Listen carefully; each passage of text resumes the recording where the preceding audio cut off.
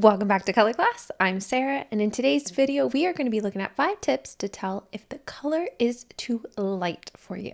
So light colors are supposed to make you look fresh and airy, but instead, if you're feeling a little washed out, unfinished, or a little invisible, this video is for you. Now, what this video is not, it is not about warm and cool. It is strictly about lightness. So light colors should lift your face. If they don't, then they'll drain it. But before we get into the 5 signs that color is too light for you, don't forget to hit that subscribe button. Now, sign number 1 is that light colors wash you out. Light colors look fresh and they look airy, but on the wrong person, it will flatten them. If a light color makes you look tired instead of alive, then you can tell that it's a little too light for you. Sign number 2 is you might look better in deeper, richer neutrals instead of light ones. So if you're somebody who shies away from off-white or beige kind of colors and you want that richness, you prefer browns instead or blacks, dark charcoals, then that's another sign that a shade might be too light if the light ones are not working.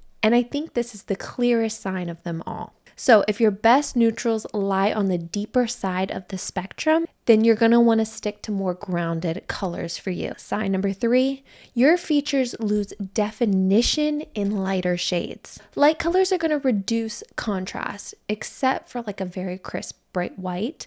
But all other shades, think pearl, think off-white, think beige, like I talked about earlier, all of those are going to soften any of your contours that you have. So if your eyes, your brows, your face shape loses any of that definition, then you can tell that the shade is a little too light and we need to add more depth to that color. Now, we don't have to add a lot. You could just be in that middle category or you could fall on the deeper side. So it really depends where you fall on that spectrum from light to deep to see how much depth you need to add. Sign number 4, you feel unfinished in pale shades or those pastel colors. The outfit might feel almost there, but something isn't quite right. And it's not a styling issue. That feeling that you get that there's something missing is usually the depth of that shade. Number 5, your best shades always include contrast. When depth gets added, that's when we give ourselves more contrast. Somebody who is very light and can wear those light shades